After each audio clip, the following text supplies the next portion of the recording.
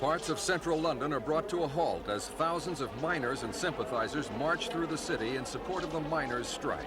It's Britain's longest and most bitter since 1926, and the most expensive ever. It began like this 4 months ago, when Coal Board Chairman Ian McGregor and miners' leader Arthur Scargill laid their cards on the table. Our sales are the controlling factor in this business. We just can't continue to produce coal and stack it up in order to please all of the people who want to continue to produce coal without a market. I'm afraid that if we do have a strike, it can only do enormous damage. From that point of view, I'm very, very much concerned about strikes, because here's an industry that's struggling to put itself on a basis of being reasonably effective and economics which justify its existence, and it seems to be going out of its way to destroy itself. Mr. Ian McGregor intends to inflict the same savage butchery on the coal industry that he inflicted upon VL and the British steel industry. As far as we are concerned, we shall do all in our power to resist this closure programme, and we would urge all our members to continue to support union policy, to defend their pit and their jobs. That's how the two key figures in this dispute began the conflict. In June, on the 99th day of the strike, the British people witnessed these scenes at Orgreave. Tensions between miners and police reached a new high, with no resolution to the protracted strike in sight.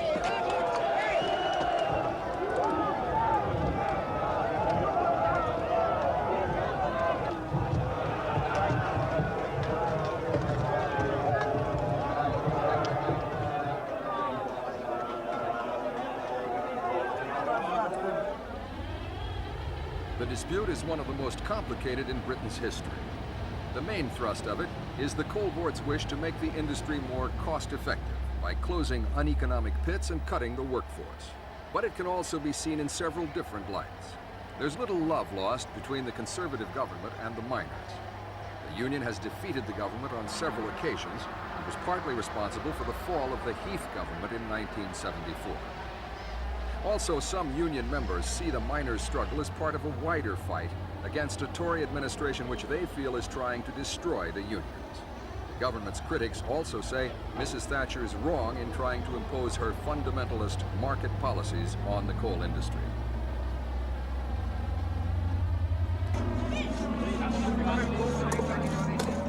This is where it all began. Corton Wood, the most famous picket line in Britain. The Coal Board warned that 20 mines might have to be closed with the possible loss of 20,000 jobs. But suddenly, they announced the decision had been taken that this pit was to be closed. Miners reacted with shock and anger. The choice of the name Alamo for their picket in honor of the battle sums up their attitude. These men sparked off the dispute. They feel they must make a last stand. Within 2 weeks of the Corton Wood announcement, 80% of the country's coal fields were at a standstill. But the decision to join the strike was taken at local levels. The traditional national ballot was not called, and this is where bitter regional differences started showing. Miners in the Midlands and Cumbria decided not to come out, which led to tensions between the workers themselves. Those miners who had decided to strike then began picketing their fellow workers in an effort to persuade them to back the strike. There were some nasty scenes outside the pits, and half of the English and Welsh police forces had to be called in to stop further trouble.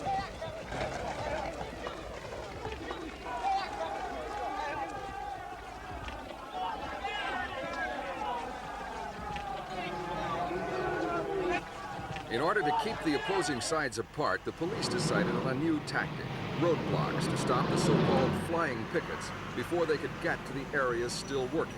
Carloads of miners were stopped and asked where they were going, and often not allowed through.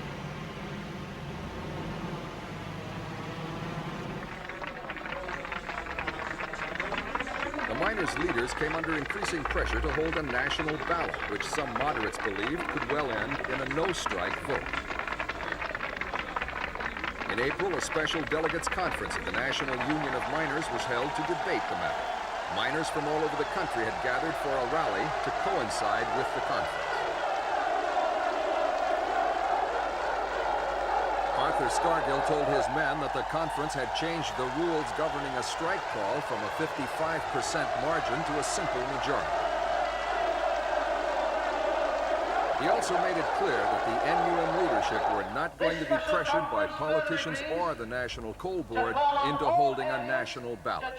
The NUM leadership would run the union the way they wanted to.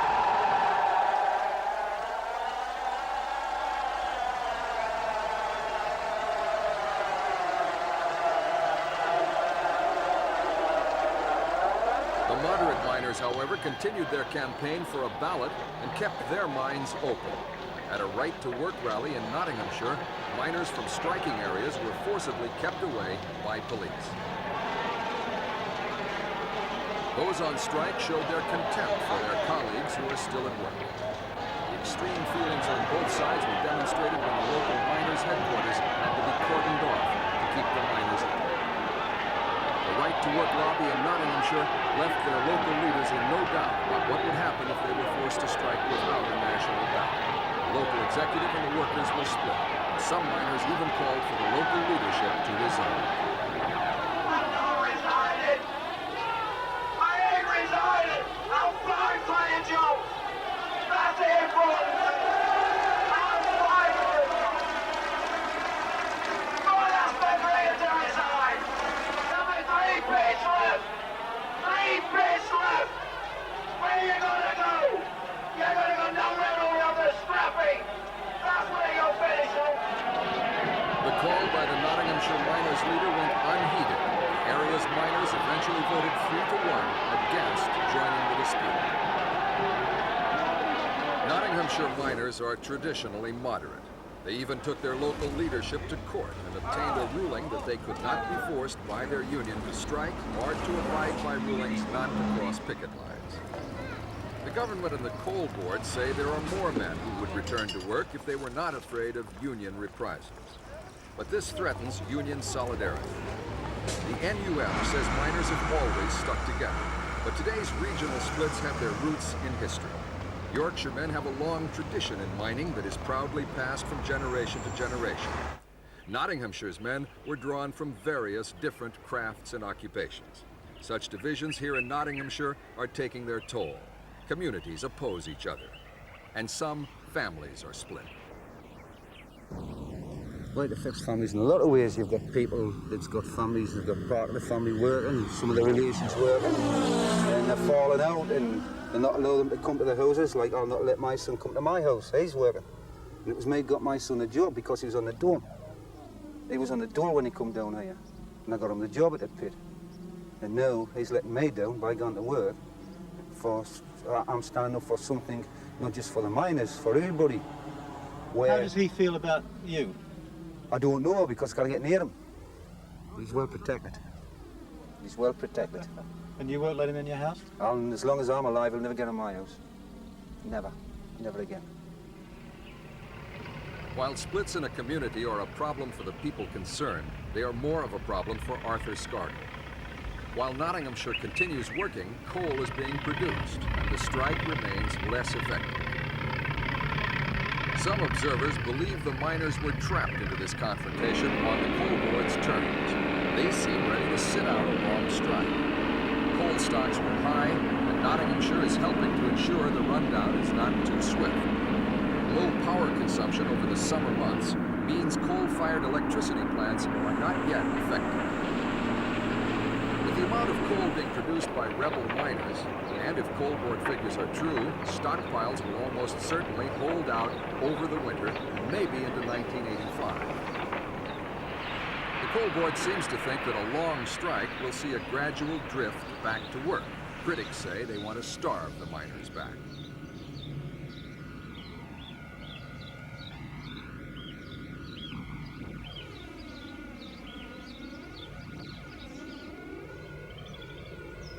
To try and make the financial aspect of the dispute bite harder, the miners have set their sights on help from the nationalized steel industry.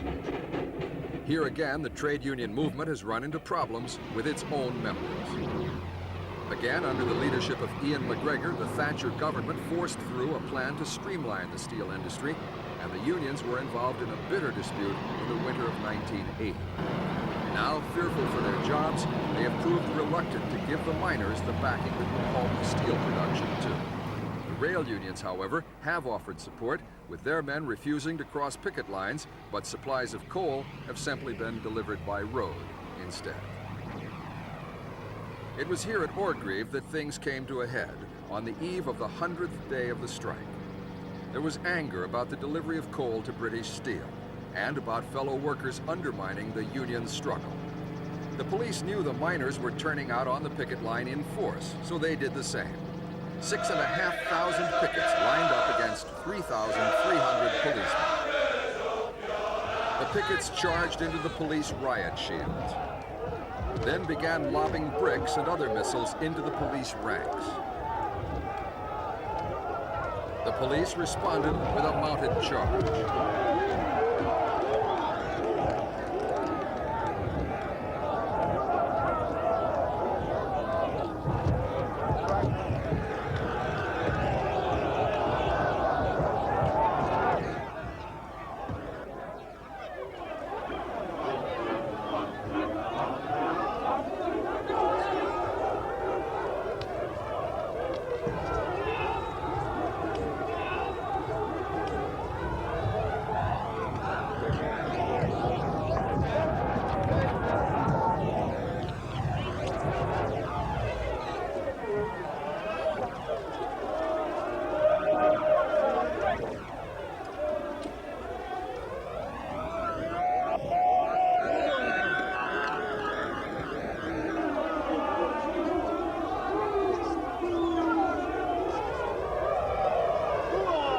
The pickets had been warned that things could get violent, and they did.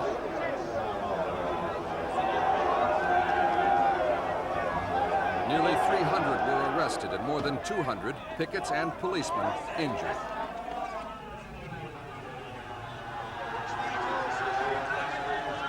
Orgreave had become a battlefield. Having been routed by the mounted police and charged by snatch squads, the pickets retreated behind barricades of power poles and burning cars.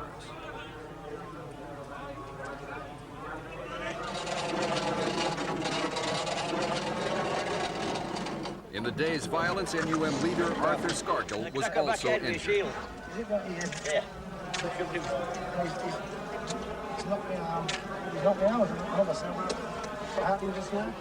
All I know is that these bastards rushed in and this guy hit me buckethead with the bloody shield and knocked me to the ground out. He's cut the bloody arm, is it? When we picked him up, he was semi-conscious. This big fella here picked him up, and I went to his distance. Scargill was taken to hospital with head and arm injuries and kept in overnight for observation. The police say the miners' leader was hurt when he slipped and hit his head on a railway sleeper.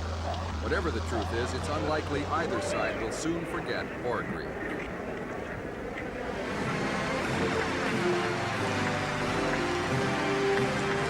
So far, the British government has kept a low profile in the dispute. Mrs. Thatcher insists the strike is something that the Coal Board and the union should work out on their own. However, leaks from the cabinet have suggested that the Coal Board is being given some stern instructions from the government. I invite the Prime Minister to speak. But in public, at least, Mrs. Thatcher has made only brief references to the dispute. This was her comment on mass picketing. But an ugly streak of violence has disfigured our television screens night after night. Reports appear of those who've been intimidated because they seek to go to their place of work, to pursue their occupation, and to support their family.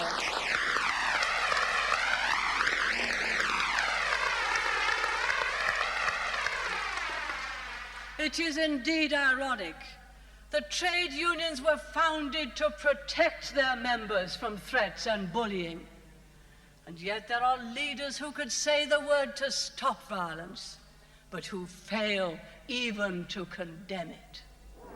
Later in the dispute, Mrs. Thatcher was equally scathing about the miners, despite the fact that her official car had to drive past a line of angry miners' wives. She made it clear that the violence witnessed by so many at Orgreave was not acceptable. Mr. Chairman, what we have seen in the past few weeks is not picketing at all. It is an attempt by force to prevent others from doing what they have a right to do.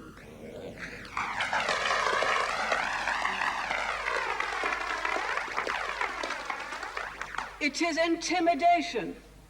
It is unlawful assembly. Our duty demands and the national interest requires that we see that violence does not pay and is seen not to pay. Right. Let violence cease. Let the law be kept. That is the spoken and unspoken hope and wish of millions of our fellow citizens. The answer to Mrs. Thatcher's speech came quickly.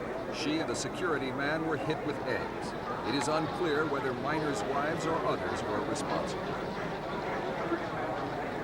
But the man who is receiving most of the abuse from the unions is Coal Board Chairman Ian McGregor. Born in Scotland, he spent nearly half of his 72 years in the United States, 10 of them as chairman of the metals and mining company AMAX.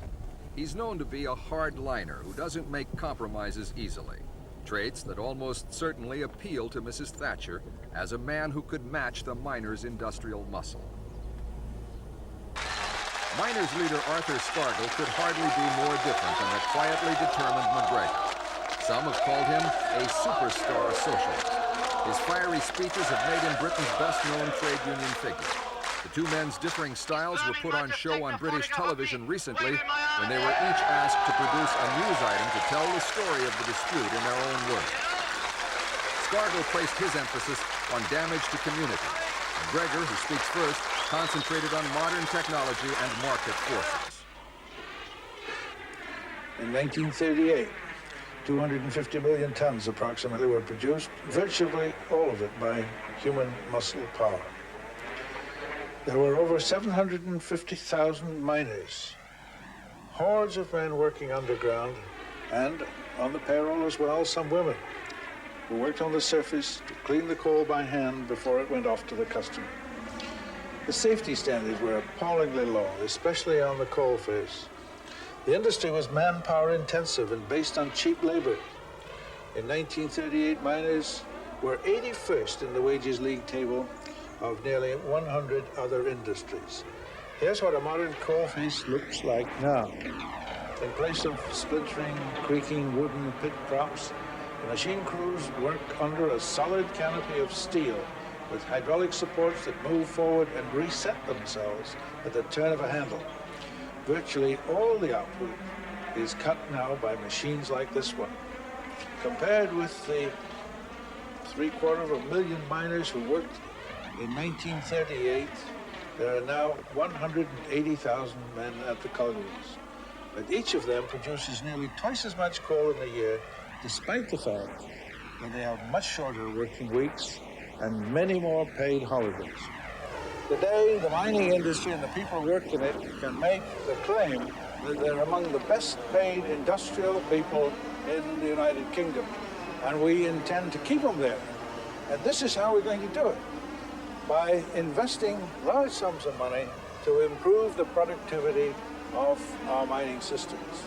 Jobs will be secure and well paid, and we shall be able to pick up new business as the opportunities arise. And that's good news also for our shareholders, who are also taxpayers and the energy users in the country. And I hope that the fellows who occupied this picket shelter won't be here by the time winter comes around. Arthur Scargill's attempt at being a journalist for a day took a completely different line. He, too, contrasted the modern miner with his forefathers, but was notably less optimistic about the future of the mining industry and the communities that depend upon it. A little over 20 years ago, The mining industry employed over 500,000 men and produced over 200 million tonnes of coal per year. An industry which had provided Britain's basic energy from the beginning of the 20th century. It was systematically butchered throughout the 60s on the basis that it was sensible to use so-called cheap Middle East oil, a policy that cost the British taxpayers £20,000 million more than it would have cost had it depended upon British-produced coal.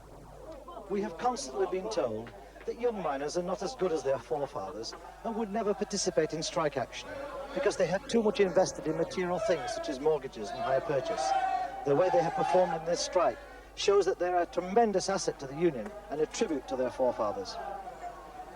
For the past 3 weeks, our television screens have been filled with reports of clashes between police and miners at the Orgreave coking plant. But just behind the coking plant, neglected by the media, lies one of the main reasons why British miners have been on strike for the past 14 weeks. This is the other side of Orgreave. Orgreave Colliery, a thriving colliery until some 2 years ago.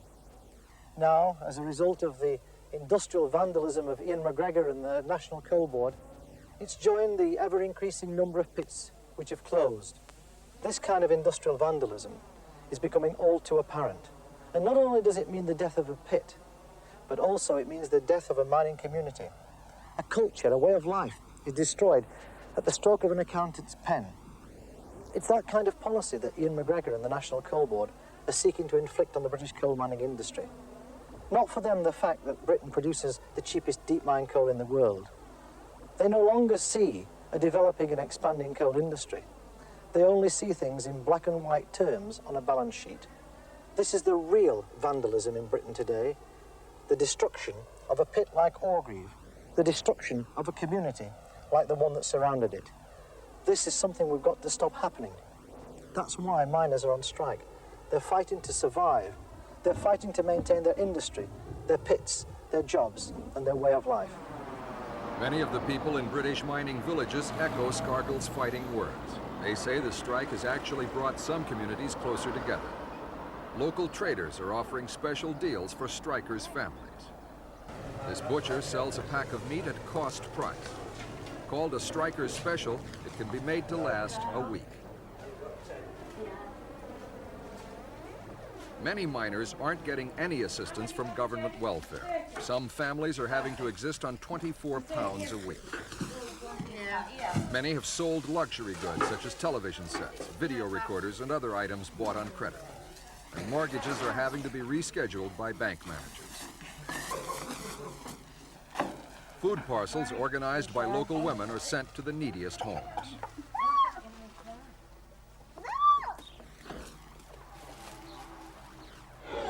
Others run special canteens where striking miners and their families can be sure of at least one square meal a day. As the woman who runs one canteen explains. We're just surviving. We're doing this to survive, and that's the truth. We're just surviving. Can you win a strike on an empty stomach? No, you cannot win a strike on an empty stomach. You've got to keep them fed. And if you're fed and well, you can fight. If you're thin and weak, you can't win. So this is what we're doing, and we'll fight. Are you a fighter? I'm sure a fighter. You can ask her what I am a fighter. And so are my lasses fighters. We're all fighters. That's what it's all about, really. One of the most extraordinary things in this dispute has been the role women play. For perhaps the first time ever, they've not contented themselves with a supportive role behind the scenes, but have joined their husbands on the picket line. Several have been arrested, including Arthur Scargill's wife. They say they must join in the fight to save the pits and their husbands' jobs, no matter how bitter things get. The bitterness and violence of this dispute has had even more tragic consequences. 2 miners have died in incidents during picketing, which perhaps reinforces the miners' claim that they have lost too much to go back now. The Coal Board and the government claim the miners are only hurting themselves. Their families are suffering, millions of pounds in wages have been lost, and the longer the pits remain without maintenance cover, the more they will deteriorate. The end result? The loss of even more jobs. But the dispute is also costing the government money. Some estimates put it as high as £70 million a week. Police overtime and transport alone is thought to have added up to 65 million pounds. The miners say they don't want to see more derelict pits like these. They want guarantees of a future for the mining industry, jobs for their children. The Coal Board says you cannot ignore economic realities. Fuel must be competitively priced, and the industry cannot continue stockpiling what it cannot sell. Which side will break first is impossible to tell, but damage, some of it permanent, has been sustained both by the workers and their industry.